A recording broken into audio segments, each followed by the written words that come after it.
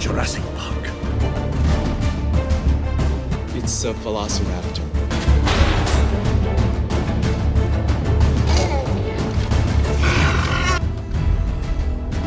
We have a T-Rex.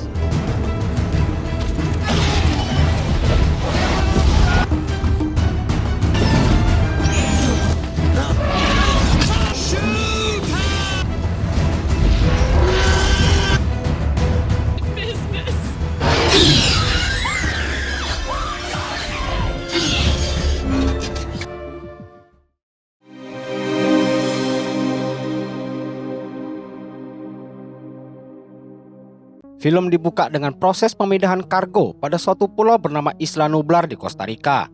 Proses ini dikomando seorang pria bernama Robert. Kargo itu tampak berisikan sejenis makhluk mengerikan. Proses pemindahan berjalan lancar sampai akhirnya seorang petugas mendadak ditarik oleh sesuatu dari dalam kargo. Apakah yang menariknya? Kucingkah? Atau buaya raksasa?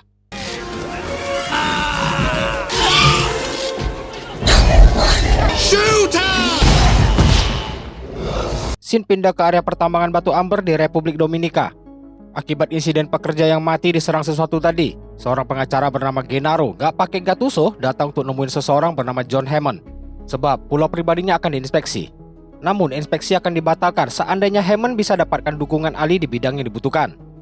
Obrolannya dengan sang petugas terhenti karena si petugas dikabarkan kalau mereka telah menemukan sesuatu. Ternyata para penggali berhasil menemukan batuan amber berisi seekor nyamuk dari zaman purba.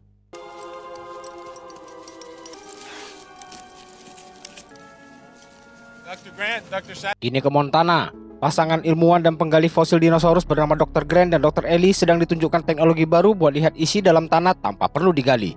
Tiba-tiba muncul seorang bocil lemu yang bilang dinosaurus itu nggak serem. Dengar itu, Grant yang sangat benci anak-anak langsung menakut-nakuti si bocil lemu dengan pamerkan cakar besar milik Velociraptor.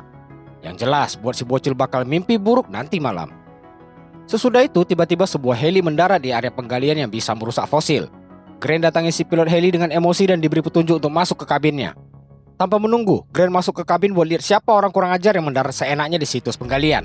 Ternyata itu adalah seorang bapak yang mirip Kolonel Sandersnya Capsy bernama John Hammond. Hammond sendiri adalah investor dana seluruh kegiatan si Grant dan Ellie. Bisa dibilang Hammond adalah bos mereka. Tahu itu Grant tentu ciut, begitupun Ellie yang menyusup ke kabin.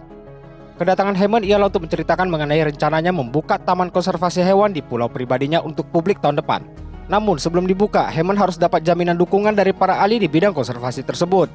Oleh sebab itu, Hammond mau undang Grant dan Ellie yang dikenal paling kompeten di bidang hewan prasejarah buat ikut ke taman Hammond untuk meninjau sekaligus memamerkan taman impiannya.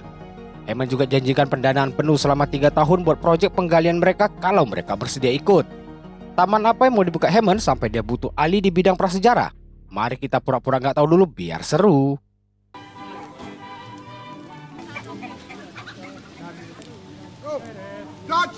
Scene kini pindah ke seorang pria bernama Dodson buat nemuin si montok bernama Dennis. Tujuan pertemuan ini adalah transaksi untuk selundupkan embrio yang akan dibeli secara ilegal oleh komplotan Dodson. Caranya dengan memasukkan ke dalam sebuah kaleng yang udah dimodifikasi kemudian dikirim dengan kapal. Siapa Dennis? Embrio apa? Banyak sekali pertanyaan di awal film ya. Kini mari kita jawab semuanya. Hammond, Grant, Ellie sedang OTW ke pulau konservasi. Dalam rombongan juga terdapat Genaro yang bawa serta ahlinya bernama Dr. Ian Malcolm. Gak lama, tibalah mereka di pulau tersebut.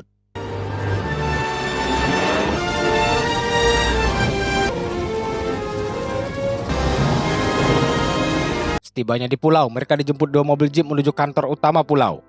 Terlihat seluruh kawasan pulau dilindungi pagar besi yang dialiri listrik 10.000 volt. Di mobil, Genaro sampaikan tujuan kedatangannya ialah untuk inspeksi kelayakan keamanan mewakili para investor buat lihat apakah pulau layak dibuka untuk umum.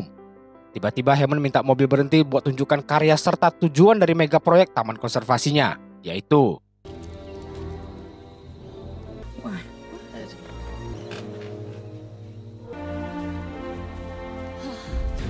It's a dinosaur.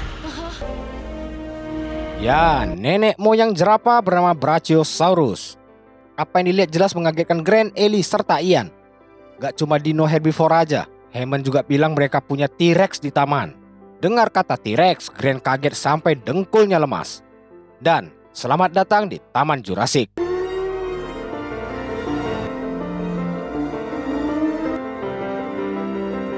Timbul pertanyaan dari Grant, gimana caranya Hammond hidupkan hewan yang udah punah ratusan tahun lalu? Untuk menjawab pertanyaan Grant, Hammond bawa mereka ke kantor pusat pulau. G'day. Now, we've made living biological. Why don't you all sit down? Donald.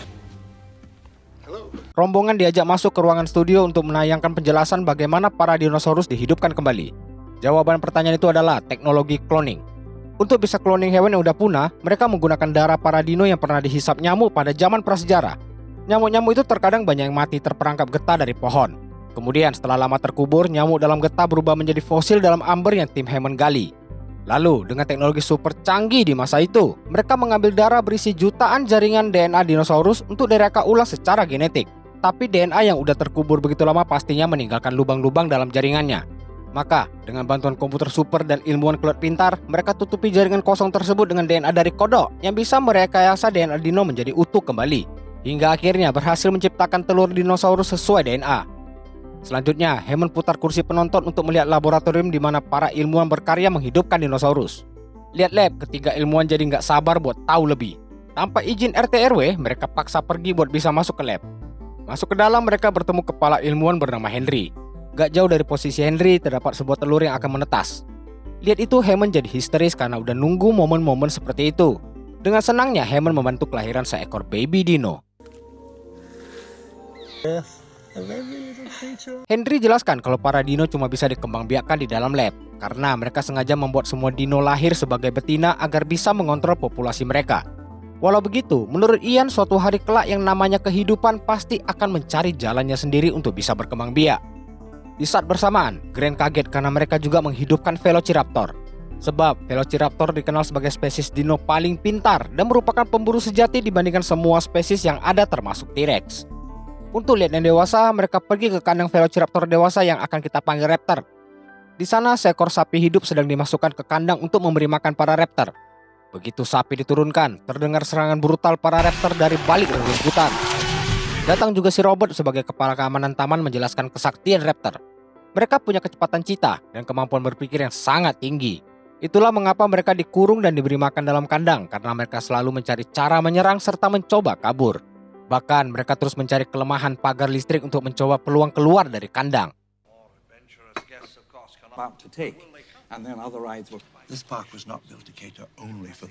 Saat jamuan makan siang, para ilmuwan yang diajak memberi pandangan mengenai Taman Impian Hammond. Menurut Ian, apa yang sedang mereka lakukan sangatlah berbahaya karena berusaha melawan hukum alam.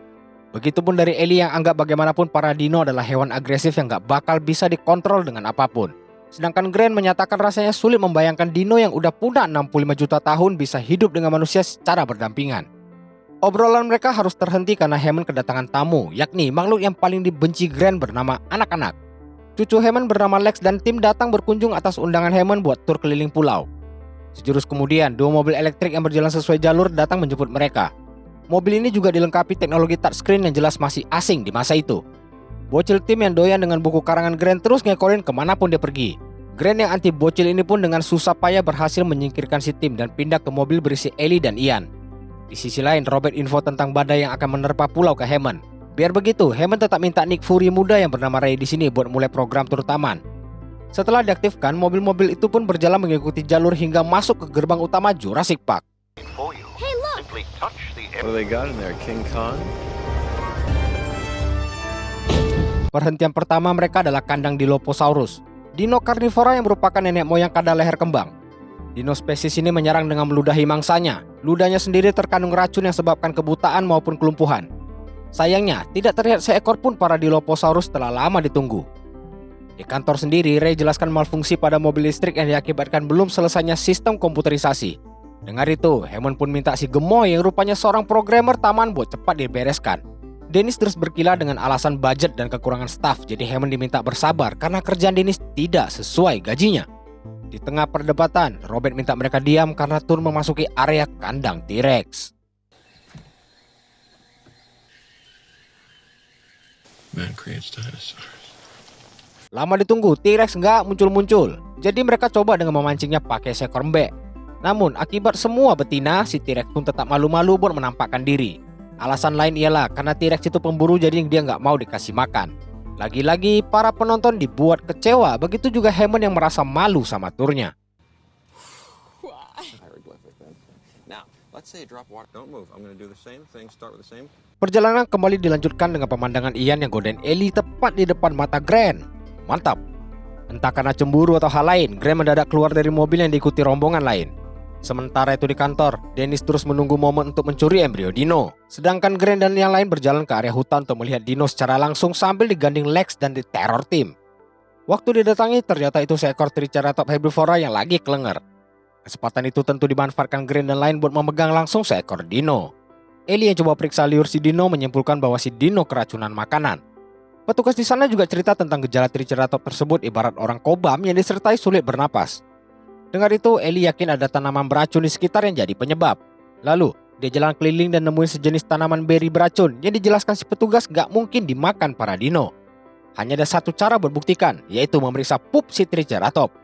Jadi, dia pun asik mengobok-ngobok pup Triceratops yang lebih tinggi dari manusia. Setelah dicek, memang benar si dino gak makan tanaman tersebut.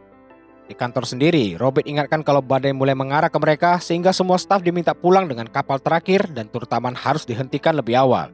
Dapat pengumuman itu, Ellie berniat tinggal sebentar buat pastikan kondisi si Dino dan nanti bisa balik bareng petugas di sana. No, listen, you gotta give me the time. I did a test. Dennis dikejar waktu sebab kapal yang akan bawa embrio sebentar lagi akan berangkat. Oleh karena serakah, dia minta ditunggu 15 menit dan berniat matikan sistem keamanan pulau lalu pura-pura pergi membeli sesuatu. Sebelum pergi dia pesan, sistem sedang di-restart ulang jadi selama 20 menit mungkin akan mengalami sedikit masalah namun tetap wajar. Kemudian dia hentikan sistem keamanan dan menyamakan waktu dengan jamnya. Selanjutnya dia masuk ke lab bertepatan dengan matinya seluruh sistem keamanan. Tanpa buang waktu dia segera mengambil embrio dan dimasukkan ke dalam kaleng pemberian Dokson. Akibat matinya sistem, hal itu juga berpengaruh pada mobil elektrik yang mati mendadak tepat di area kandang T-Rex. Tahu itu, Hammond minta cari si Dennis, tapi si Dennis sudah berada di gerbang masuk taman menuju pelabuhan.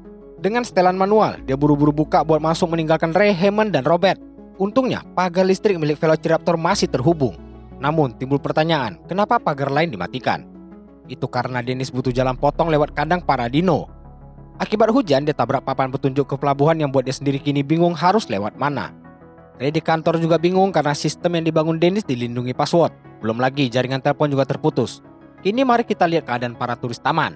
Di mobil, tim nemuin kacamata mode malam. Tiba-tiba, tim merasakan getaran-getaran manja di sekitar seakan ada sesuatu yang besar lewat. Buat pastiin, tim periksa ke kandang T-Rex dengan kacamata. Loh, mana mbeknya? Weh, kok sisa kakinya?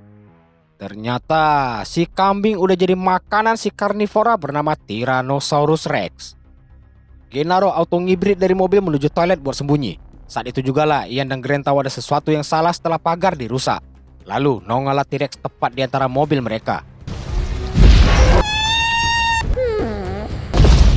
Karena T-Rex berburu dengan melihat pergerakan mangsanya, Grant suruh Ian jangan gerak. Namun si bocil idiot Lex malah nyalain senter yang mancing perhatian si kadar raksasa. Tim yang tahu mereka diincar segera minta Lex matikan, tapi terlambat karena T-Rex sudah berada di mobil mereka sehingga inilah yang terjadi. Cilu, bang.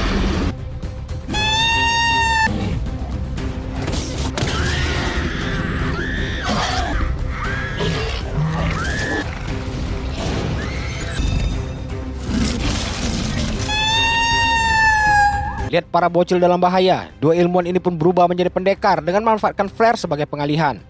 Cara Ian lebih barbar, dengan jadikan dirinya umpan dia berusaha menarik T-Rex mengejarnya agar Grant bisa selamatkan para bocil. T-Rex yang dikenal suka memburu sesuatu yang bergerak pun tentu mengincar Ian. Gokilnya, bukan Ian yang jadi korban, melainkan Gennaro yang lagi asik ngeden di toilet. Hop! Grant berhasil keluarkan Lex namun tidak dengan tim yang terjepit kakinya. T-Rex yang belum kenyang balik lagi ke mereka. Coba cari mangsa baru, mobil diputar-putar hingga buat Grant dan Lex kalang kabut. Lihat ada tim di dalam, si T-Rex makin semangat berburu sampai mobil nyaris jatuh ke jurang. Grant dan Lex yang terpojok mutusin buat turun ke bawah dengan kawat besi pagar.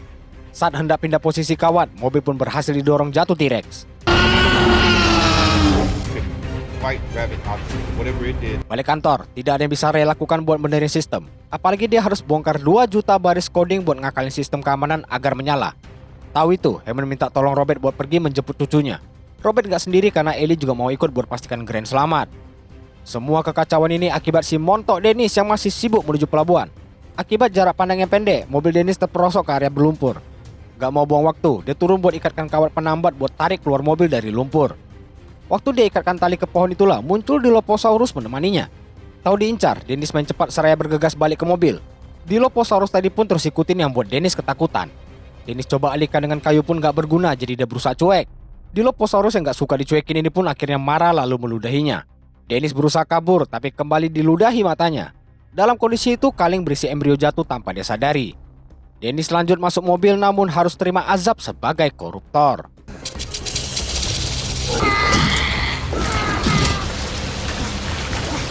Kembali ke Grant yang mau naik ke pohon buat periksa keadaan tim. Setelah janji ke Lex pasti balik, dia mulai panjati pohon hingga nemuin tim dalam kondisi riang gembira.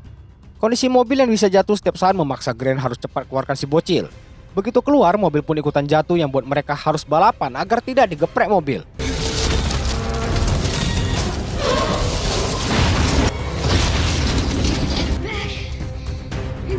Di atas mereka, Ellie dan Robert tiba. Pencarian Ellie malah nemuin sisa-sisa dari Gennaro serta Ian yang tergeletak di sekitar sana. Mereka harus cepat pergi karena suara si T-Rex masih terdengar gak jauh dari mereka. Waktu mau pergi, Ellie periksa ke bawah dan lihat mobil lainnya. Tiba di bawah mobil udah kosong, tapi Ellie tahu mereka selamat karena sekitar terdapat jejak kaki. Di saat bersamaan, Ian merasakan kehadiran Bung T-Rex. Tahu si T-Rex masih lapar, Ian segera ajak lainnya kabur. Dan benar, begitu mobil jalan si T-Rex pun muncul, sehingga aksi kejar-kejaran T-Rex dan mobil Jeep pun terjadi.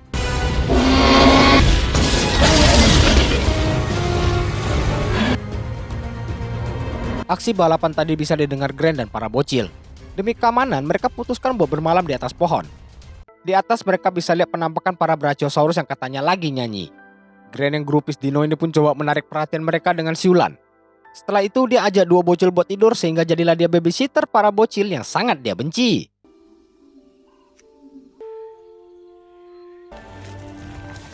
Paginya, seekor Brachiosaurus berkunjung ke dekat mereka buat sarapan. Bangun-bangun lihat dino tentu buat panik si Lex. Mereka yakinkan kalau dino ini gak bahaya karena herbivora. Grant malah pancing lebih dekat dengan tujuan pengen ngelus. Grant dan tim bisa ngelus tapi waktu Lex mau coba, si dino menjauh karena dia betina. Jadi cuma mau dielus jantan doang. Gak cuma itu, si dino pun bersin dan menghadiahkan ingusnya ke Lex buat sarapan. Dalam perjalanan pulang, Grant nemuin telur dino yang udah menetas. Katanya betina semua, kenapa bisa beranak pinak?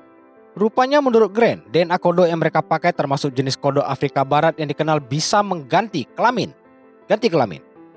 Ternyata Ian benar, kehidupan selalu menemukan jalannya sendiri. Ian sendiri lagi dengerin perdebatan Ray dan Hammond buat mereset total sistem agar bisa kembali ke settingan default.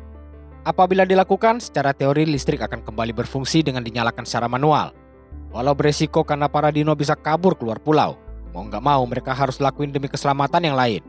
Atas dasar nyawa manusia, Ray yang awalnya keberatan pun mematikan untuk mencoba metode riset tersebut.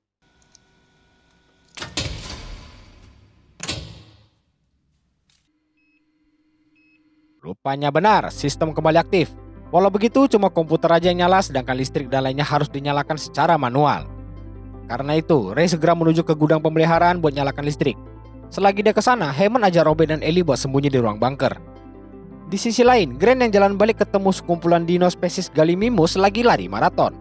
Berhubung larinya mengarah ke mereka, Grant ajak dua bocil buat sembunyi daripada digeprek para Gallimimus.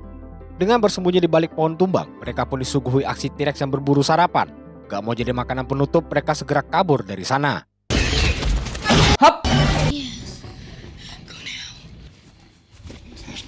Ray tidak juga balik yang menandakan sesuatu terjadi.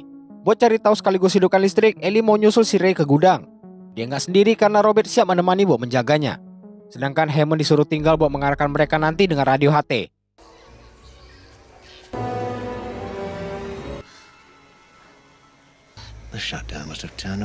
Akibat riset sistem tadi, listrik pada pagar Raptor juga ikutan mati. Dengan berhati-hati, Robert memandu Ellie ke tujuan. Ketika udah dekat, Robert tahu mereka udah diincar. Dia minta Ellie lari menuju gudang karena dia bakal tinggal buat memburu para Raptor. Dengan kecepatan khas dikejar anjing, Ellie berhasil masuk ke dalam gudang. Setibanya di sana, dia minta dipandu menuju ruang aktivasi daya. Di saat bersamaan, trio petualang sampai di pagar pemisah hutan konservasi menuju kantor taman. Grant coba lempar kayu buat pastikan pagar beneran gak aktif. Lalu dia coba pegang dengan tangan dan cuma bercanda. Sayangnya kawat terlalu sempit buat dilewati jadi mereka harus manjat. Masalahnya mereka harus cepat sebelum gosong jadi barbeque saat listrik dinyalakan Ellie. Ellie sendiri ketemu jalan buntu setelah diarahkan Hammond. Ian bantu dengan suruh Ellie ikuti jaringan listrik di plafon buat nemuin sumber daya utama. Berkat itu, dia pun tiba dan bersiap menyalakan daya sewaktu trio petualang mulai memanjat. Dengan diajarkan Hammond cara ngecas daya, Ellie mulai menekan tombol aktivasi awal listrik. Tahu listrik akan segera pulih, Grant minta tim yang masih ketinggalan di atas buat cepat turun. Sebab Ellie udah mulai nyalakan satu persatu daya ke setiap komponen taman. Si Grant minta tim lompat aja dan akan dia sambut di bawah. Namun waktu si bocil lagi siap lompat, hal ini pun terjadi.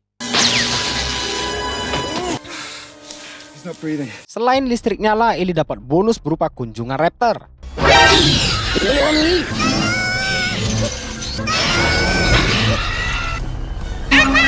Gak cuma itu, dia juga nemuin sisa dari Nick Fury. Kini dia harus cepat kabur sebelum jadi buruan juga. Setibanya di luar dengan nemuin Robert, sebab si Robert lagi sok paten berburu raptor. Lihat ada seekor di kejauhan, dia berniat menembaknya. Tapi raptor itu cuma umpan, karena raptor lain udah nunggu dia datang.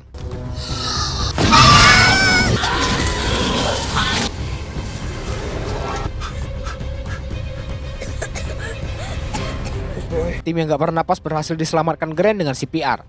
Singkat waktu, mereka berhasil sampai ke gedung utama kantor. Grant bawa mereka istirahat ke ruang makan sebelum pergi mencari yang lain. Lihat ada banyak kue yang entah kapan dibuat. Para bocil mulai berpesta merayakan keselamatan mereka. Tapi pesta harus dibubarkan oleh kehadiran 2 ekor raptor di dalam. Grant sendiri ketemu Ellie di luar gedung saat kedua bocil bersembunyi di dapur. Raptor yang punya penciuman kuat ini ikut masuk ke dalam dengan sopan sambil membuka pintu. Masuk ke dalam, si raptor mulai memanggil temannya buat ikut merazia dapur. Dengan merayap, 2 bocil bermain petak umpet sama 2 ekor raptor. Akibat ketakutan, tim terpisah dari Lex. Padahal raptor berada di sampingnya.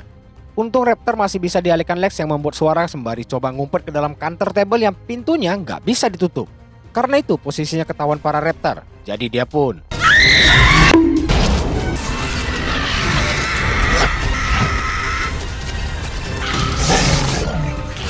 tim juga berhasil mengurung seekor raptor di ruang freezer.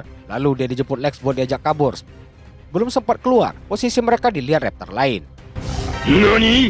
Keluar dapur, mereka disambut Grant dan Ellie yang bawa mereka ke ruang kontrol. Tiba di dalam, Grant minta pintu segera dikunci, tapi raptor udah di situ. Raptor yang mau masuk tidak diizinkan Grant sehingga terjadi aksi dorong-dorongan dengan dibantu Ellie. Lihat kondisi mereka, Lex coba periksa komputer yang menggunakan sistem operasi Unix yang dikenalinya. Dia coba pelajari cara mengunci pintu demi bantu Grant dan Ellie yang kewalahan. Dan akhirnya dia berhasil aktifkan semua sistem keamanan taman. What works? Momen itu dipakai Grant hubungi Hammond untuk minta dia panggil helikopter jemputan.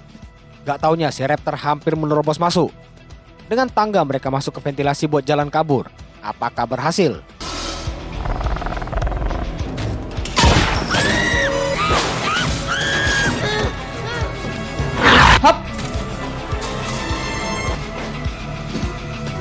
Rupanya berhasil. Gokilnya muncul lagi raptor lain di lobi.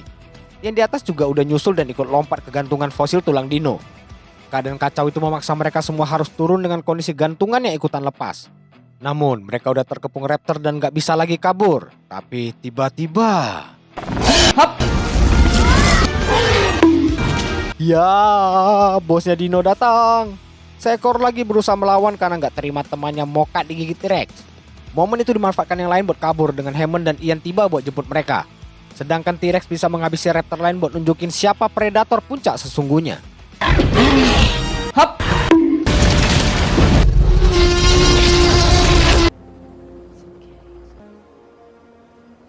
Akhirnya selamatlah mereka semua walau meninggalkan penyesalan besar pada diri Hammond. Udahlah habis duit banyak, taman pun gak bisa buka. Inilah akibatnya apabila manusia ingin berkompetisi dengan Tuhan. Udah bagus bisnis ayam goreng aja, malah sibuk buka taman. Jadi udah tahu kenapa dinosaurus harus punah. Karena mereka terlalu brutal. Tamat. Film Jurassic Park inilah yang jadi pionir dari CGI di industri Hollywood. Sebelum akhirnya disempurnakan lagi sama si James Cameron di film Avatar pertama. Di tahun 93, Steven Spielberg ditopang Universal Pictures bisa buat film secanggih ini benar-benar ngubah standar film sampai masa sekarang. Makanya itu kita harus makasih sama mereka. Jadi demikianlah film pertama dari franchise para dino-dino brutal. Semoga kalian terhibur dan jumpa lagi di video lainnya. Bye.